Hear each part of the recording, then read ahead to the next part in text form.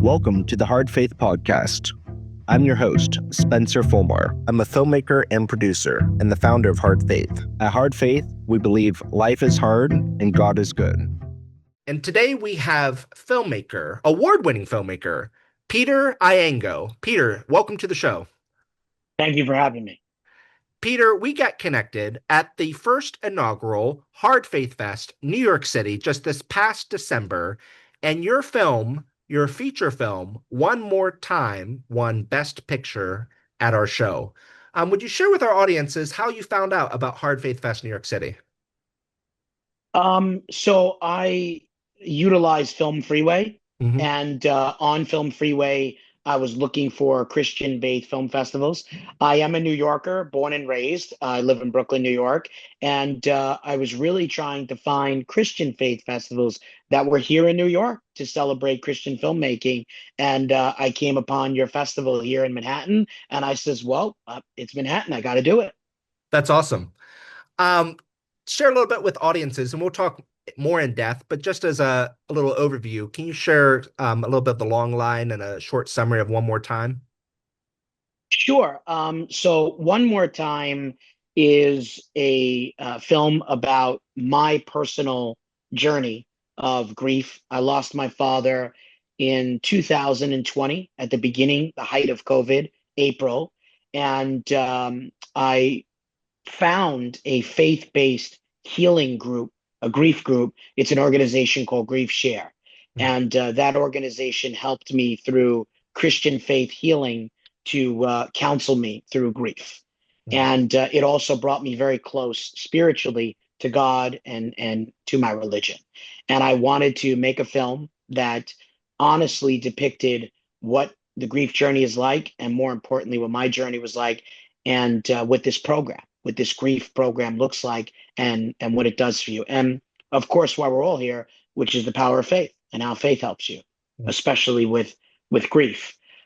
So the movie very quickly is about a young man who's in his 30s who loses his wife to COVID, and he's dealing with the loss, and he's struggling. He's in a crisis of faith, and he is a part of this grief group organization, which is modeled after and inspired by GriefShare.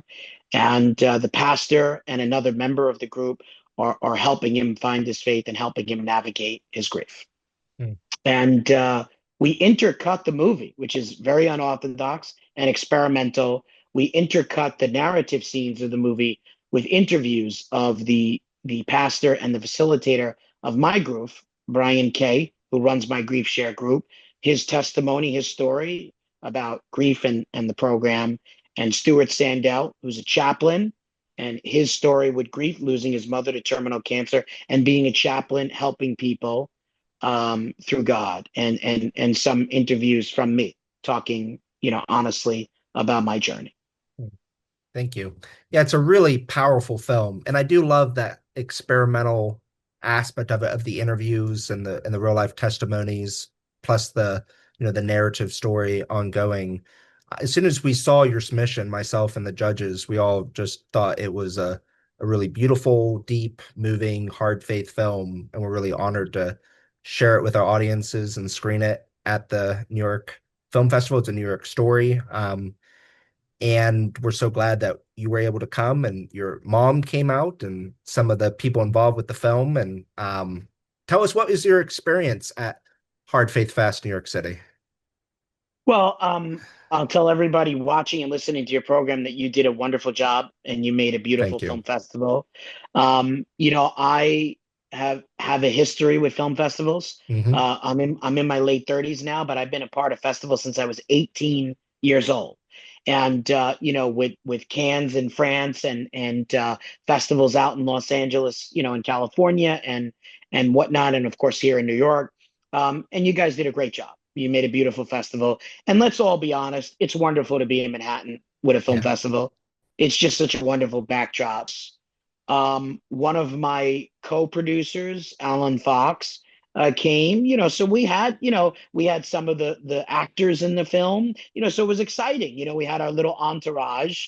And I think what was nice about this, Spencer, is a lot of the Christian film festivals, they're not really so much here in New York City and here on the East Coast. And like you had just mentioned, we live here. We're New Yorkers, so a lot of the festivals were difficult for us to go to and to attend in person. So what was wonderful about your festival was it really gave us the opportunity to show up in person and finally really be a part of something in person with this wonderful film.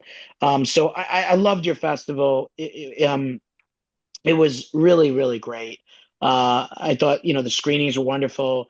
You had some really great people there talking, and I think that's always great to have guest speakers, talking about the industry and valuable, lessons and tools. It was just a wonderful experience.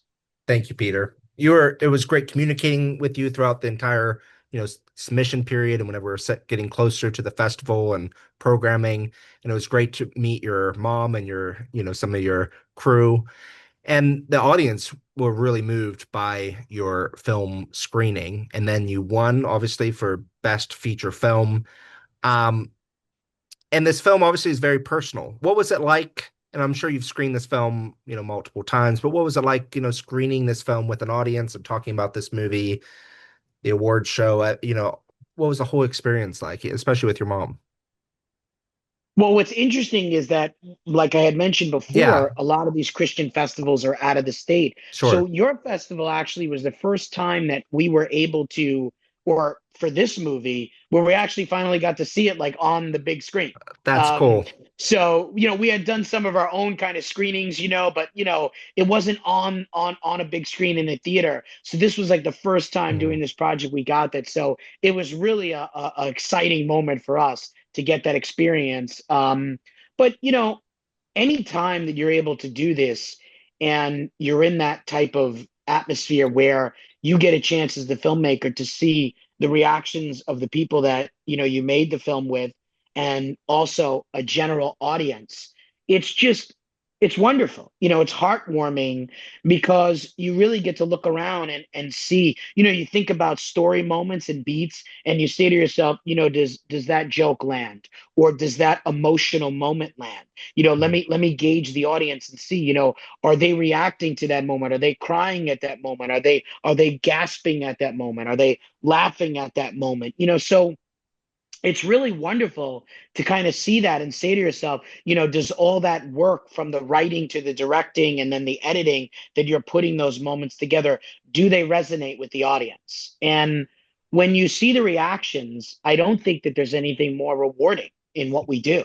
I You agree. know, it's just wonderful. And to share, listen, to share that with loved ones, to have my mother there and to share that with her, because remember, this is about losing my father. It's her losing her husband, and we're kind of sharing that real terrible emotion together, Yeah. and I think a lot of this is healing too, Spencer. Mm, I think doing something like this and being able to share a moment like that with my mother, I think this is just another wonderful part of healing, mm. in this grief journey, because it doesn't quite end. We live with it always. We miss that person terribly, but I think this felt like another really, really wonderful healing moment. I do. I do. Yeah. One of my favorite quotes from the late great Carrie Fisher's take your broken heart and make art. And I feel like you did that so well. Obviously, you honored your father and your family so well with your movie. Um, I want to go back to the beginning of your story. You've made many films before this. This is your first faith-based film, but can you share with our audiences how you got into this crazy industry and about some of your films that you made before one more time? Yeah, I've been in the industry now 20 plus years. I'm in my late 30s, and I've been doing this since, believe it or not, Spencer, high school. Hmm. And I went to a performing arts high school where I live in Brooklyn, called Edward R. Murrow, based on the great late Edward R. Murrow. And there was a television production and communication program. And it's where I got my first kind of lessons in education and experience. And when I was a high school senior, we were a part of a Student Emmy category, and we actually won a Student Emmy. And Wow. that kind of was the moment where I said, okay, let's do this.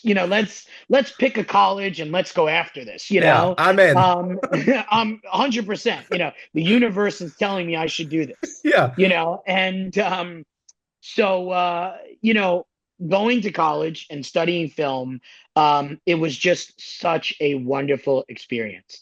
And I like to tell people I feel like I'm a product of that education. Mm-hmm. And, during that time, I made a lot of films. I was in a lot of festivals.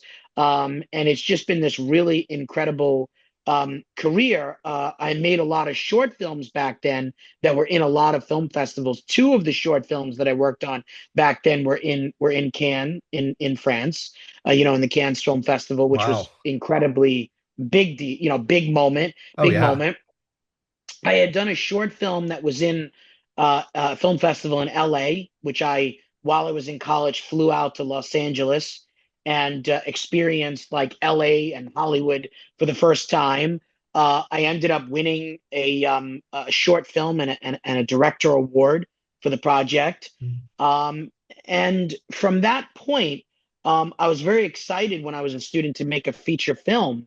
Even while I was still a student, I was like, let me do a feature. And I had a lot of help from people, and I didn't know what I was doing. Obviously, I was still learning. I had no money. I was a broke college student. I was still fumbling in the dark, as you would say, but it was a rewarding experience. And I made my first feature. We got it into a film festival here called Staten Island.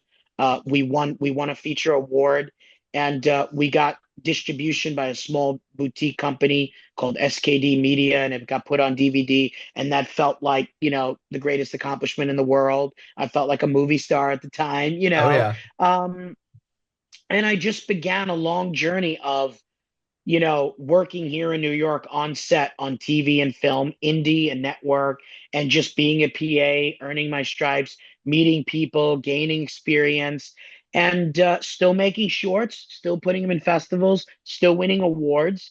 And then finally, I got a break, and I got to do these three feature films that they had industry level budgets, industry level producers, celebrities in them. And I was producer on all three of them. I was director on one of them, and they were just life changing projects. They were like, hey, you've arrived type situation, and they were indelible experiences. They won a lot of awards. They took me to a lot of incredible festivals. And then throughout my career, I've taught film. I was a professor for about 3 years, and then later down the line during COVID, I was a teacher here for an organization with the city of New York teaching media. So it's been a wild career. It's Yeah, been a wild career. It's been a wild career. absolutely. Yeah. Um, Tell me about the teaching experience. We've interviewed a few other filmmakers who have taught at different times. What did you learn from your students, and what did you learn about yourself through the teaching experience? It's like, you can really only teach something if you know it, and obviously you really know film. You've been making films your whole life, over t Yeah. 2 decades now. What did you learn most about teaching? That's a great question. When the first time that I did teaching, to be honest with you, I was too young, and I didn't know enough.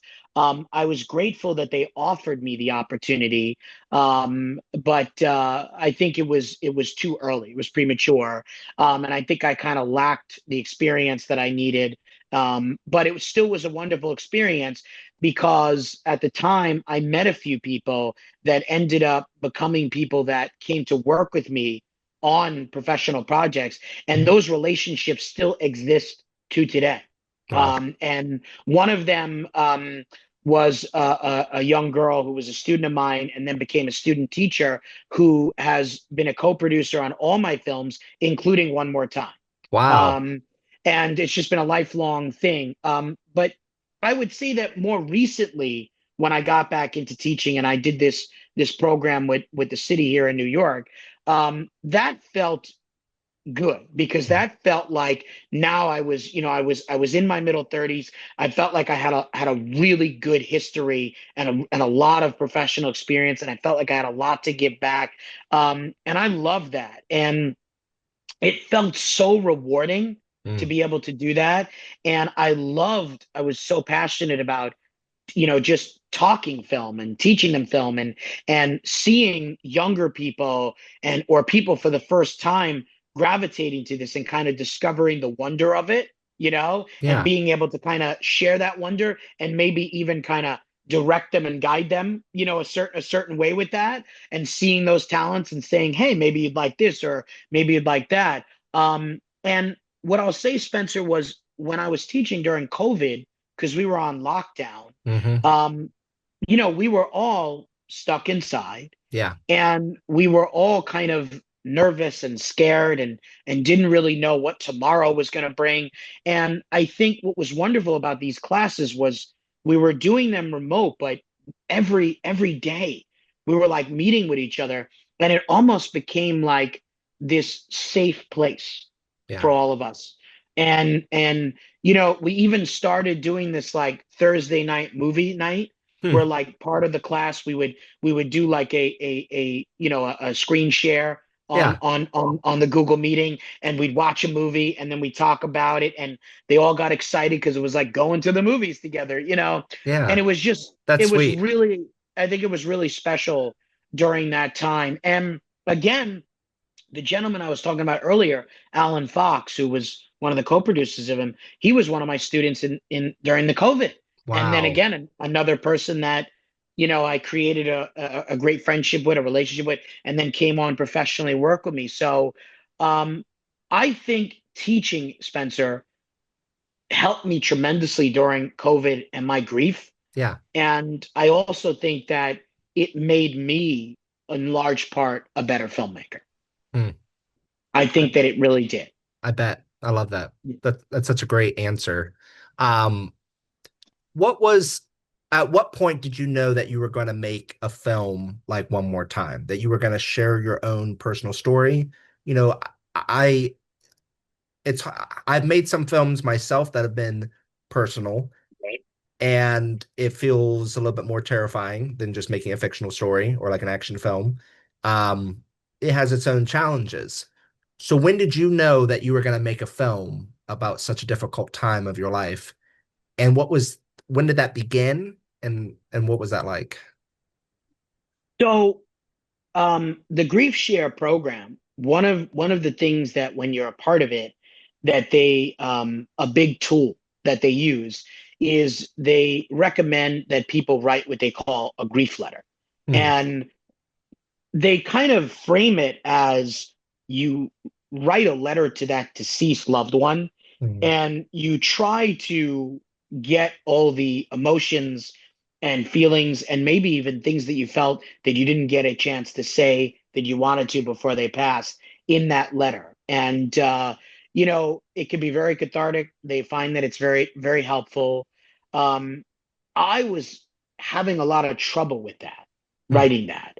And it felt odd to me because, being a filmmaker, being a screenwriter, why am I having trouble with this?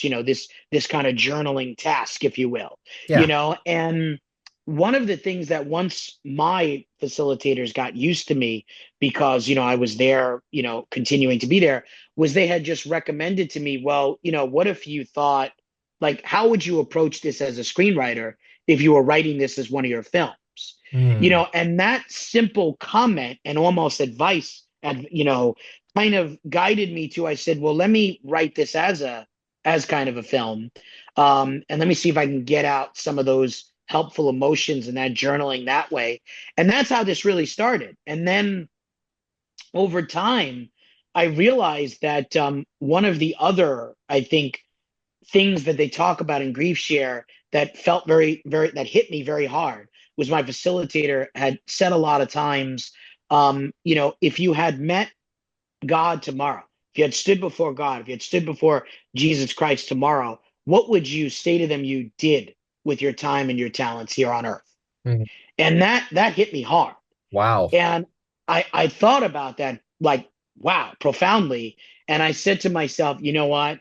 Um, I really think that I'd like to use my talents to tell this story, because art moves people, art Yeah. changes people, art helps people. And if I can help other people by seeing this get to GriefShare, ripping that kind of wound open and, making this story about myself, because I think that I don't think somebody else is going to really get it or resonate if they don't see my true story and they don't really see the honest truth. Right. They need the honest truth. We Yep. need that.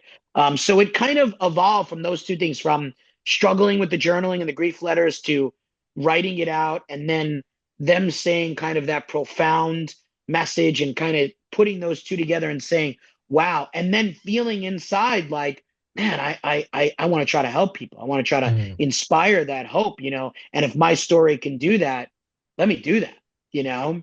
So that's really where that all kind of came from. And I guess, Spencer, also a part of me felt like maybe this would be a little cathartic too.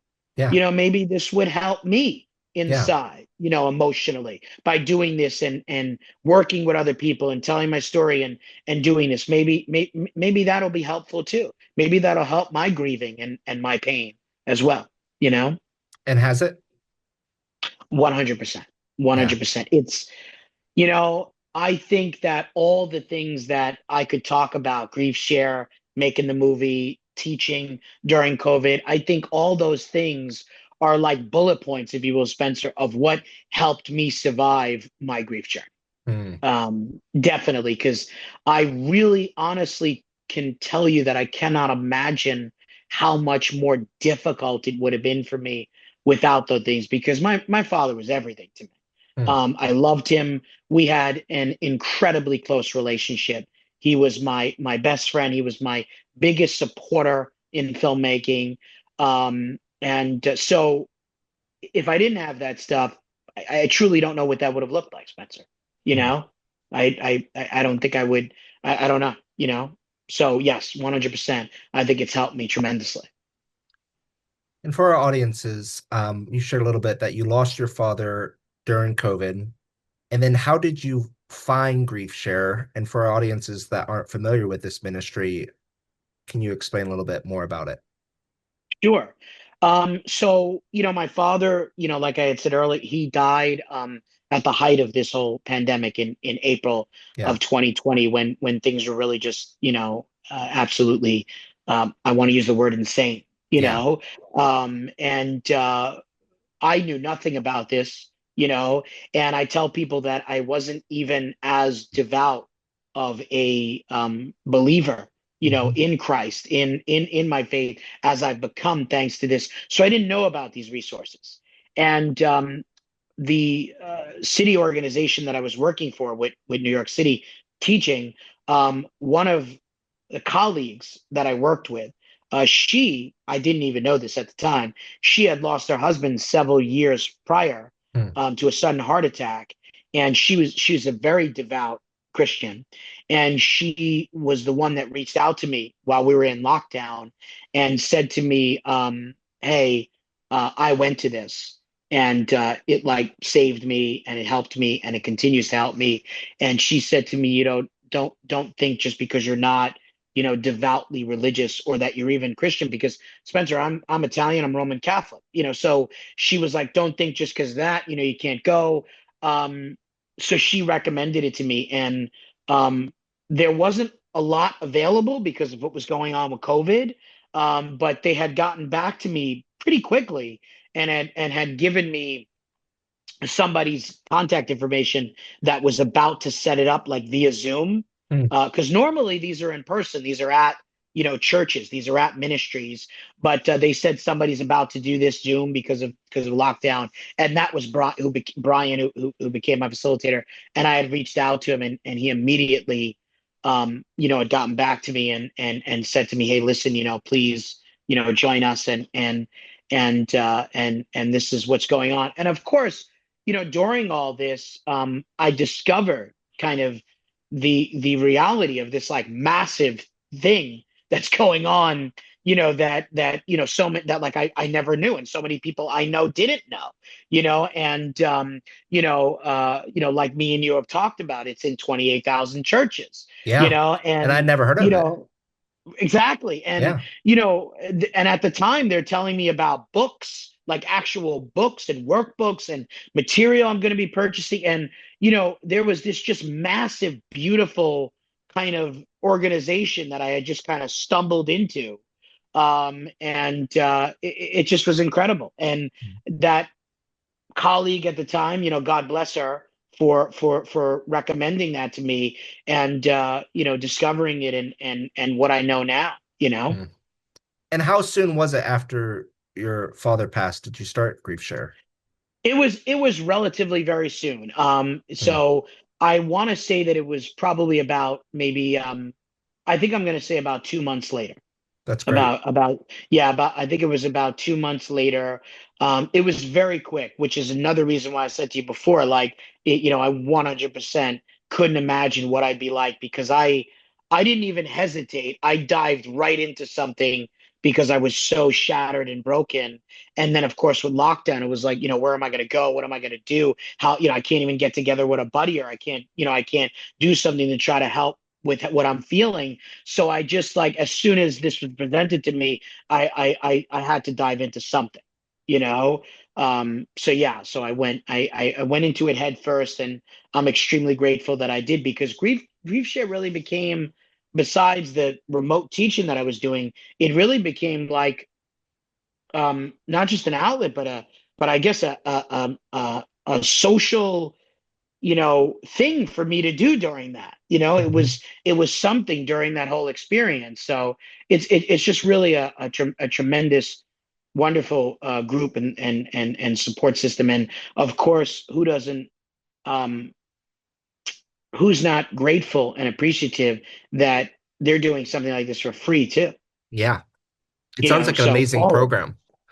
it is. For people who are listening to this that are experiencing grief and might be interested in GriefShare, how can they learn more about it, and what is the experience like? It's you're still involved with GriefShare now, right? So what does it Yes. look like as far as the process, what it looks like to meet, people who might not look for help as readily as you did, might be hesitant or nervous or shy. Why should they do it? Why should they seek out some kind of help like this? And what is the process experience like? So obviously, since we're out of that heavy COVID and all that Yeah. lockdown, they've returned to the in person. So they're so what's nice now is, because of what happened in COVID, somebody that's seeking it right now for the first time, they have the benefit that it has two sides to it. Where, what I mean is, where it was only in person, now there's also the online Hmm. option. So there's also the meetings that are done via Zoom. You know what I mean? That's So nice. now somebody that's seeking it, what's nice is, for the first time, they could know that they have kind of these options of finding an in-person one at a ministry or one online. And basically how you do it is, it's very simple. And again, I'm not affiliated with GriefShare in any way or capacity. I'm just somebody, like you said, I'm on 5 years now.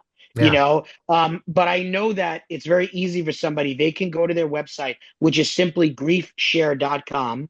And on the griefshare.com website, there's a telephone number to call to ask them on the phone, or there is an internet database where you can look up with your city, state, and zip code where the nearest in-person GriefShare meeting is, where the nearest one is at a ministry or at a center that it is available, and it gives you all the information how to contact that particular church or ministry, to then ask them about how to join the GriefShare. Or you can contact them directly, and it'll tell you about joining an online one Hmm. that's available. So the online website has a phone number, has, like I said, the ability to look up with your city, state, and zip code, so you can find in person and online. They're 100% there to help everybody to find this. And then they have all the wonderful resources on their website of how to buy all their different type of books and journals, and all the additional tools that would Hmm. help you, during this process. So it's easy, and of course they're on social media. You know, Mhm. they have a wonderful Facebook page, which is like fully updated with all the information as well there, where you can contact them and leave a comment or message them on there. So it's you have your pick of how to find it. And if you are a person, because I'll give you an example. My aunt, my father's sister, Yeah. passed away last Mm. month, Wow. in Sorry. So in sorry. in December. Thank you. And she'd been having a long battle with chronic illness, Mm. and my cousins, her children, um, were looking for something, and one of them is very spiritual, very devout in her life, and I had recommended, immediately our conversations where you got to get in GriefShare, got to get in GriefShare, and again, it's so simple. Mm. Like she joined my group, and then she was able to go on and find the churches and the ministries by her, here in New York that had it. And she contacted them, and they told her, if you want to keep doing the online, great, but if you want to come in person, this is when it starts. This is when you could come in person. So it's simple, you know what I mean? It's just go to the website, reach out to them, and find it. And choose what works for you. And I'll say to anyone, as far as the where you are spiritually or whatnot, first of all, they accept people that are any denomination. Let me start there. So any denomination is welcome. And then on top of that, as far as where you are spiritually, people can listen to this and understand that when I started, I wasn't where I am now. It wasn't like I was coming in as somebody that, my whole life was a devout, person of faith. I was in crisis of faith during this process, Mm. full crisis, and they welcomed you with open arms. They welcome people that are in crisis with faith to help them. And I don't want anybody to feel that this is like preachy in your face and it's uncomfortable. That's not. This is loving. This Mm. is warm, and this is supportive. I love that. I love that. What a great ministry. It's sounds like a great place for people who like hard faith. And, I think it's so important to deal with grief. One time or another, we're all going to have to deal with it. I don't think typically, it's something that people like dealing with.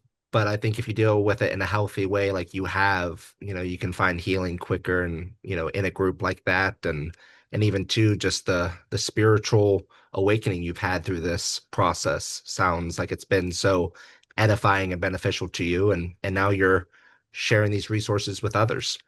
Um, Peter, what is next for your journey, your filmmaking journey? What are you working on next? What's Um, on the yeah. horizon? Well, you brought up a good point. What you had just said a couple seconds ago about kind of it bringing me to this place spiritually now, and you know how could you not want to make a movie or make your art when you feel this way, right? Yeah. When you feel this passionate, how could you not want to make a movie that you get all this emotions out, all this passions out? How could you not want to do that? And for me, I think that what this has done is what's next, what's on the horizon is it's really pivoted what I saw, the direction and the continued direction of my career, and it's made me take a pause and say to myself, listen, I feel extremely passionate about two big topics. One of them is grief, and the other is faith and God.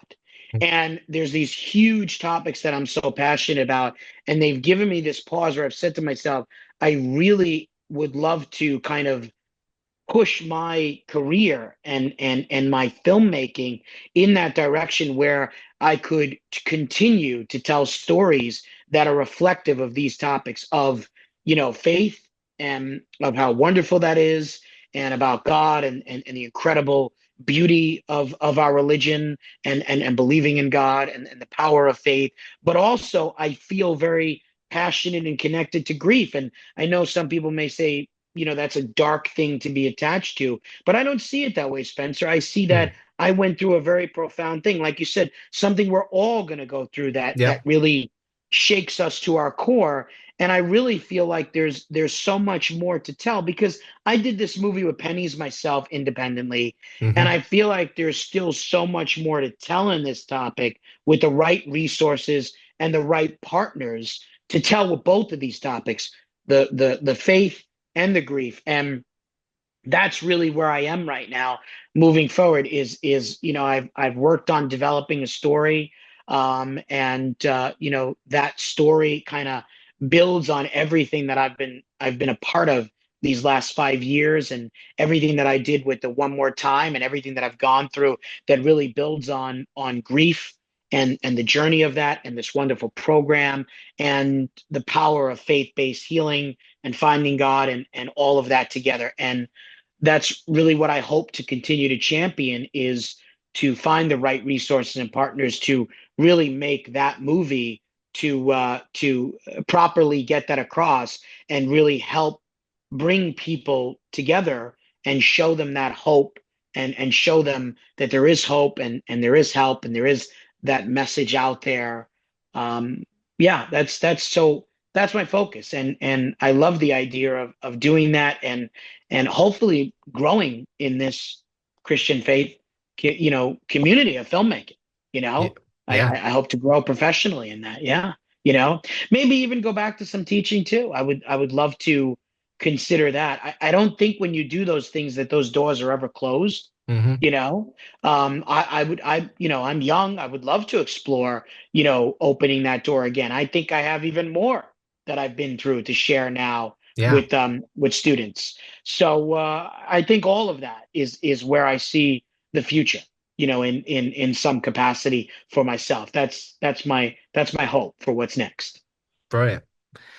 If people want to follow along with your journey, see you one more time, learn more about you, where can they follow you? Either social media or websites, anything like that. How can they follow along on your journey? Sure. So, to follow along with one more time, it's very easy.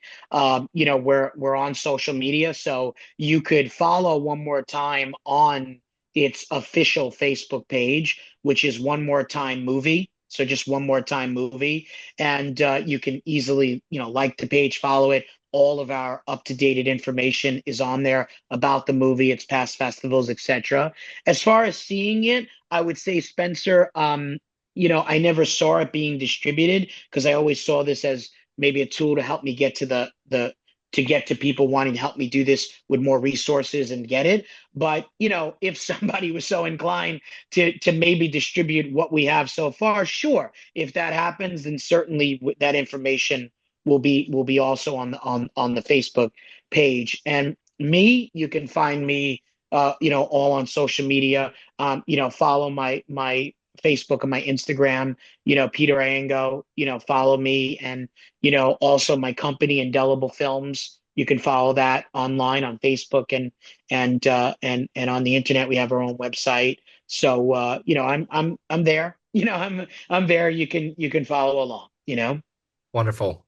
Well, thank you so much for coming on the podcast. Thank you for attending the Hard Faith inaugural film festival in New York City, and for submitting your beautiful film one more time and sharing your story with our audiences. We really appreciate it. Thank you, Peter. Thank you so much, Spencer. Thank you. Thanks a Thank you. lot. Wonderful. Thanks for listening to the Hard Faith Podcast. If this conversation was helpful, we'd appreciate if you'd subscribe, leave a review, and share the show with someone who cares about faith, art, and honest storytelling. You can learn more about Hard Faith at hardfaith.org. Please subscribe and share.